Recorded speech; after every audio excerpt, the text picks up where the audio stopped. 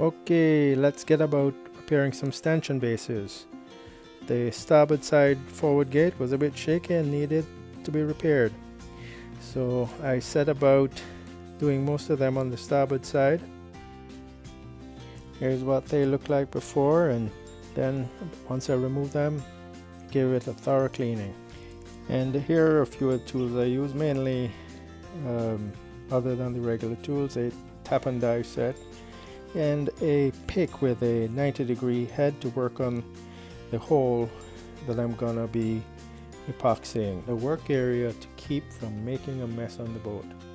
Here are a few pictures I took of boring the hole larger than the bolt that was gonna be used there, cleaning out the threads on the bolt, and taping off the area. You can see that their bolt is much smaller than the hole, and that's the area that's going to be filled with thickened epoxy. On these Hunter boats, they provided a aluminium backing plate glassed into the hull, but just above that is a slight amount of balsa core. It's not very thick, but I had to use that pick to dig it out, and so that no water would have penetrated there and epoxy would have filled that entire area. Now I do fill the entire area around the bolt with thickened epoxy, but not too thick, because I wanted it to run down and saturate that entire area and filled around the threads of the bolt. I also had to tape over the area as it started to rain a bit, and I also taped a box to the work area because I've lost tools overboard, and in fact it did save one of my favorite Phillips screwdrivers from going in. The next day I pulled out the bolt. The first crack is the hardest, but after that it comes out with a bit of strain and force, but it gets easier and easier as you go along. It provides a threaded area as deep as you have the epoxy going.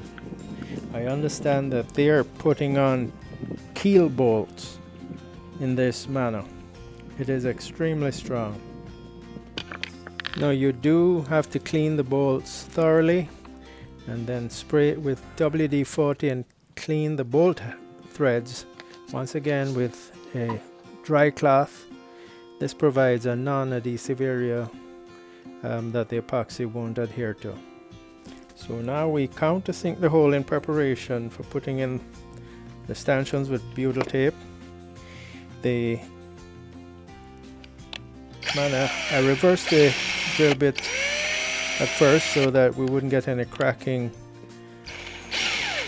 and then going forward, the countersink bit here is wider than one I should have used.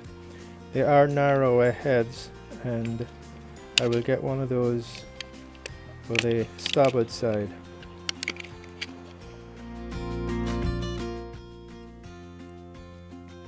So now we put the bolts in and butyl tape in a conical shape on each bolt.